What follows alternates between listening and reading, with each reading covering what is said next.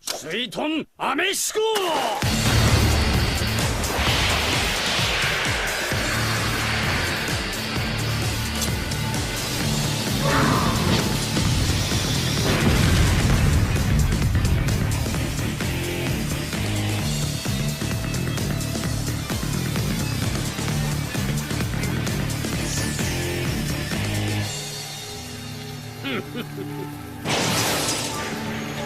これを全てかわすのはさすがのあなたでも不可能。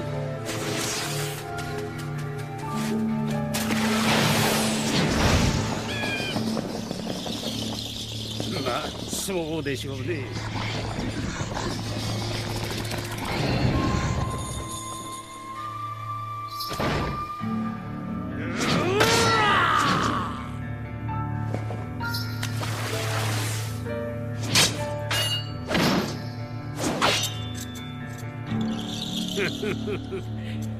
あなたとはこうして本気でやり合ってみたかったのですよ。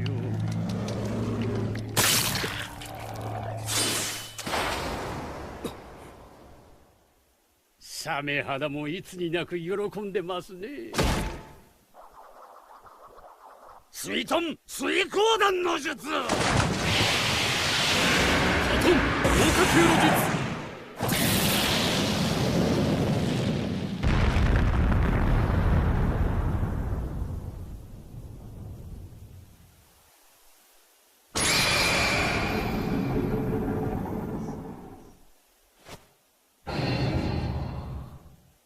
終わりだ。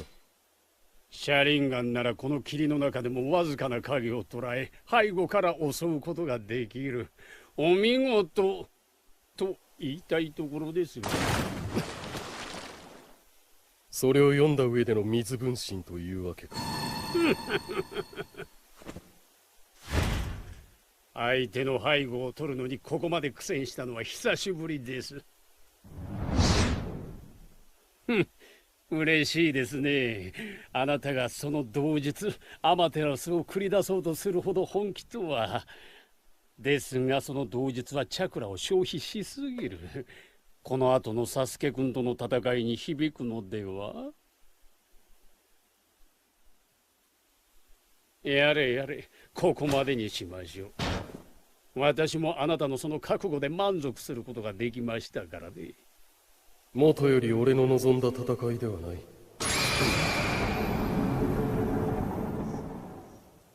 さすがですね。この私に冷や汗をかかせるとは。サスケとは二人きりで戦いたい。他の者たちの足止めを頼む。いいでしょう。しかしずっと行動を共にしてきたあなたとここで別れるのは寂しいですね。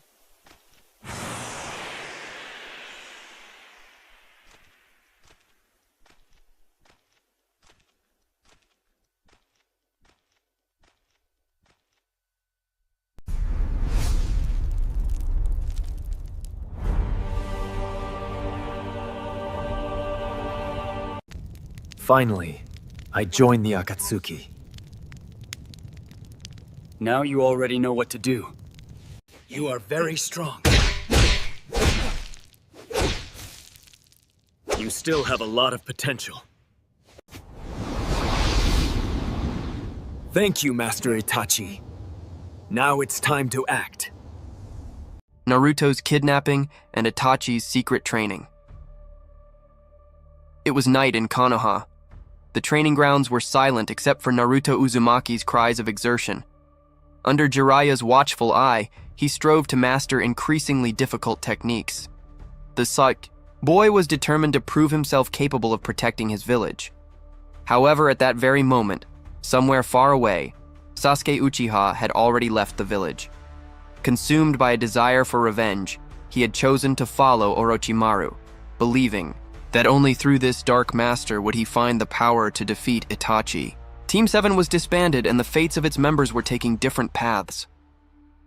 Suddenly, a shadow appeared. Itachi appeared before Naruto and Jiraiya as a silent figure. His eyes glowed red, reflecting the Sharingan. The Sennin didn't hesitate to advance against him, but Itachi was calculating. With a few exchanges of blows and the use of genjutsu, he managed to neutralize Jiraiya long enough to pull Naruto away. In a few moments, the boy found himself unconscious, being taken away from his village and everything he knew. When he awoke, Naruto was in a cold, dark hideout. Ahead of him, Itachi Uchiha stared at him with that serene, impenetrable gaze. The boy, furious, shouted, "You're from the Akatsuki! You came to kill me, didn't you?" But Itachi merely closed his eyes for a moment and replied, "If I wanted you dead, it would have happened already. You are different, Naruto. Within you lies more than the power of the 9 tails. There is something that can change the world. That is why, while Obito and Madara believe you must be the last Jinchuriki to die, I have decided that you must become stronger. Strong enough to destroy the Akatsuki itself one day." Naruto didn't understand. His mind was full of questions. Why would a member of the Akatsuki say this? Why would Itachi, the murderer of his own clan, speak of protecting him? Still, the fire of determination burned within him. "If that's what you want, then train me, but I'll never be like you. I'll keep believing in my friends and my village, even if everyone thinks I betrayed Konoha." Itachi stared at him intently, a rare shadow of respect flashing through his eyes. "Then prove it, Naruto Uzumaki. Prove that your faith in people can overcome even the hatred of this world." And so the secret training began. Naruto was subjected to endless illusions, learning to resist the Sharingan. He was forced to control his chakra with precision, to face psychological pain that nearly destroyed him, but each time he rose even stronger. "You are foolish, Naruto," Itachi said calmly, "but perhaps this foolishness is what this world needs." Meanwhile, Konoha mourned. For all to see, Naruto had been taken by Akatsuki. Tsunade desperately sought news. Jiraiya, tormented by his failure, set out on his investigations into the organization. And Sasuke was already far away, immersed in Orochimaru's darkness, unaware that his brother was secretly shaping the flame that could one day save or destroy everything. Pain, training, and the weight of truth. The days turned into weeks, and the weeks turned into months. The Akatsuki hideout was gloomy, shrouded, in silence and shadows, but for Naruto, that place became more than a prison. It was a brutal training ground. Itachi spared no effort to push him beyond his limits. Endless genjutsu, illusions of pain, memories of abandonment, distorted visions of loved ones destroyed before his eyes. Naruto would wake screaming in a cold sweat, with the psychological scars etched into his mind. And yet, he rose. He clenched his fists, gritted his teeth, and hoarsely said, "I will not give up. I will never give up." Itachi watched him silently, and in his eyes, hidden beneath that unshakable calm, grew a rare trace of admiration. The training wasn't limited to the psychological. Itachi taught Naruto to control his chakra with deadly precision. The boy, who had always been seen as impulsive and careless, now learned discipline. He ran for hours on steep terrain while keeping clones practicing ninjutsu techniques, learned to blend his natural energy with Kurama's to increase his endurance, and was forced to fight illusions of enemies more powerful than he had ever faced. With each fall, Itachi demanded that he get back up, and with each victory reminded him that the true enemy was not Akatsuki or Madara, but rather the eternal cycle of hatred that consumed the ninja world. As Naruto grew up in secret, the world outside changed. Jiraiya, Naruto's last remaining link to paternal affection, set out on his perilous journey to Amegakure. Disguised, he penetrated the rain-soaked village's defenses, determined to find answers to the enigma known as pain. What he discovered was devastating. Pain was actually Nagato, one of his former students, the one he had placed his faith in years ago. Their reunion was marked not by words of comfort, but by a desperate struggle. Jiraiya, even with all his strength, was overcome by the 6 paths of pain. Each blow he received was accompanied by memories of a time when he believed he could teach a path to peace. Before he fell, his body scarred and his heart heavy, he sent his last coded message to Konoha, a beacon of hope amidst the darkness. But on that rain-soaked field, Jiraiya fell, and his life was extinguished like a candle flame consumed by the wind. The news of Jiraiya's death reached Naruto within Akatsuki itself. It was Itachi who told him, his words unabashed. "He's gone, Naruto. Your master has fallen beneath the weight of this world. You must bear this now." The words struck Ain, the boy like sharp blades. Naruto screamed, punching the stone walls until his hands bled. His Kurama chakra began to surge, a red aura boiling around him, searing the air, shaking the flames of the torches. His eyes grew wilder, his breathing heavier. For the first time, it seemed he might lose control. But Itachi approached, steady and calm, placing a hand on his shoulder. The Uchiha's eyes glowed red, piercing the chaos consuming the boy. Control. Use this pain, Naruto. If you let it destroy you, you will be nothing more than another in this cycle. But if you turn it into fuel, you can become the spark that breaks this chain of hatred. Naruto fell to his knees, tears streaming down his face. Through the pain, he whispered, I will carry on. Even without him, I will prove that Ero Sennin's dream did not die with me. I will change this world. Itachi remained silent, but deep within him, he felt a rare emotion. That boy, so foolish and impulsive, was becoming the hope he never believed he would see. Deep down, Itachi wished Sasuke could see this, that he could understand that true power came not from revenge, but from perseverance and love. But Sasuke was far away, sunk in Orochimaru's clutches, and fate had already laid a cruel path for both of them.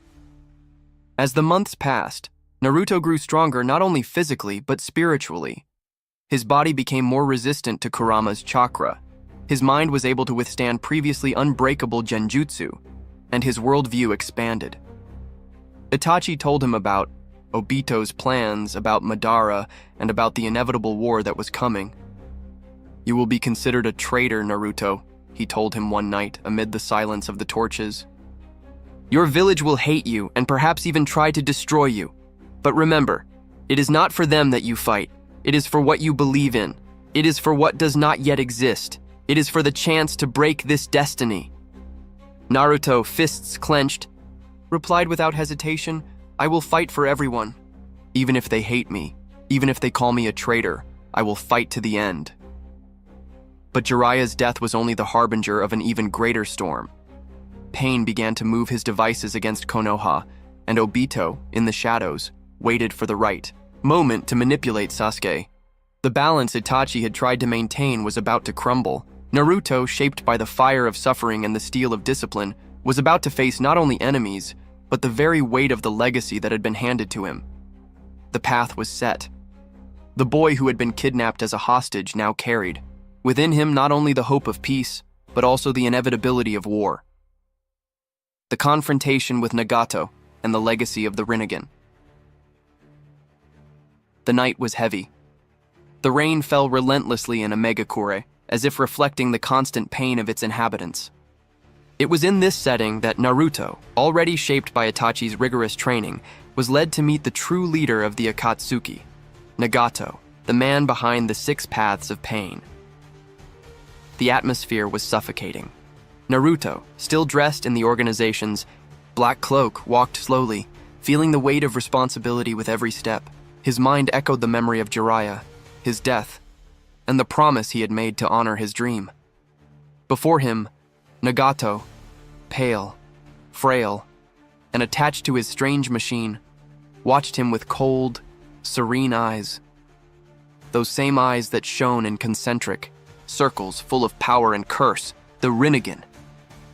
Naruto took a deep breath, his fists shaking with pent-up rage. You were responsible. You killed the Ero Sennin. You destroyed the man who believed in you. Naruto's voice echoed through the hall. Pain, motionless, replied with his almost divine calm.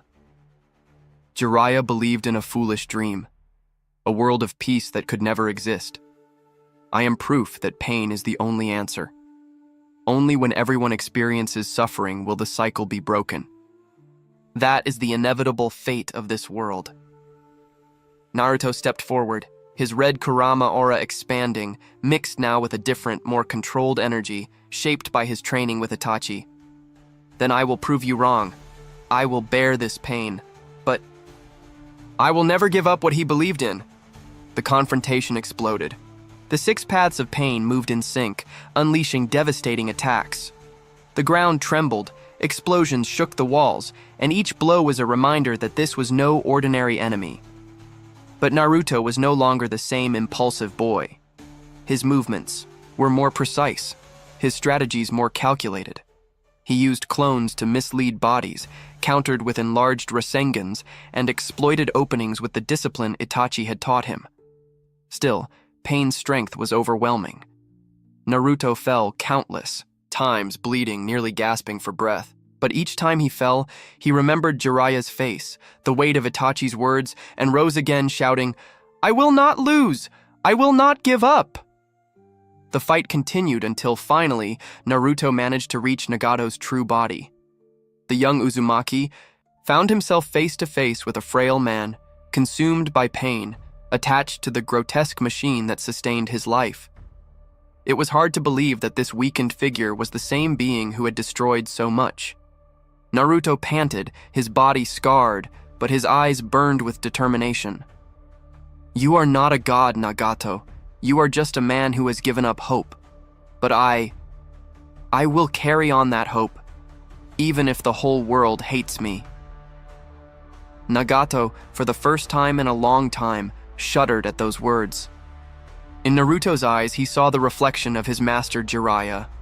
The same flame, the same unbreakable faith, but now even stronger. In a moment of deep silence, Nagato began to reflect.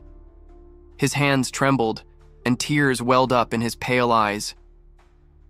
"You are the answer I couldn't give our master. You, perhaps, are the light this world was missing."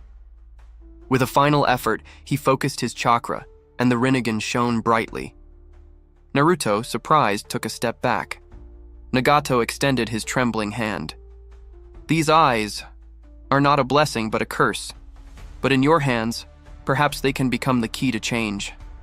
Naruto Uzumaki, I trust you. Carry this weight and break the cycle." The energy shot through Naruto like lightning. His eyes changed, now marked by the concentric circles of the Rinnegan.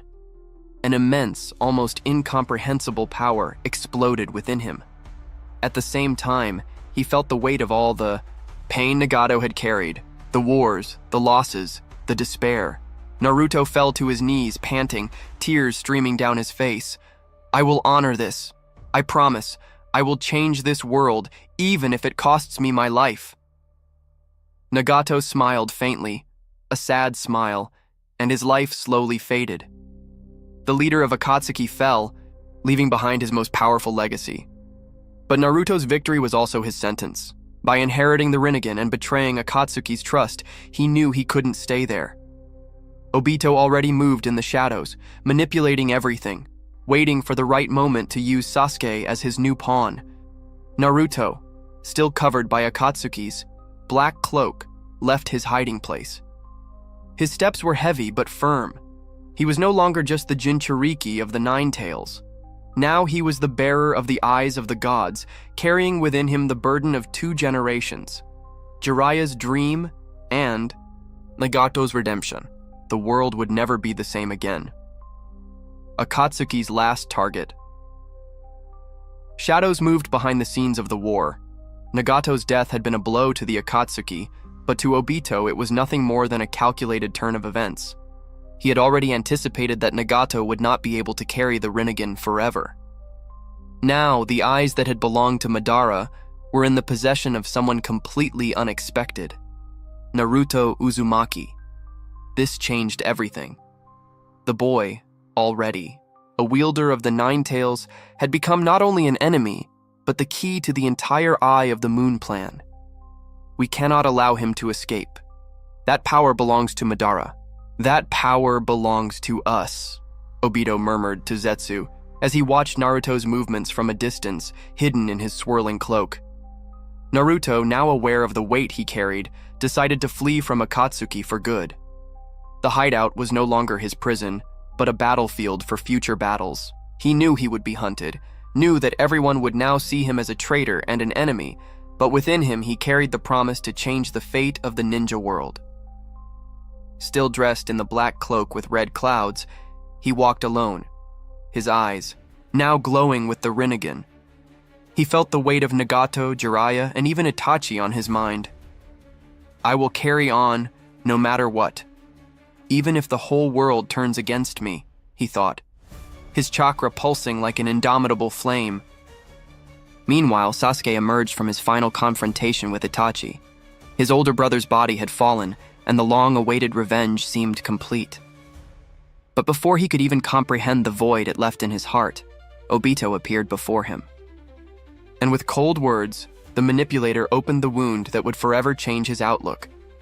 He revealed the whole truth about Itachi.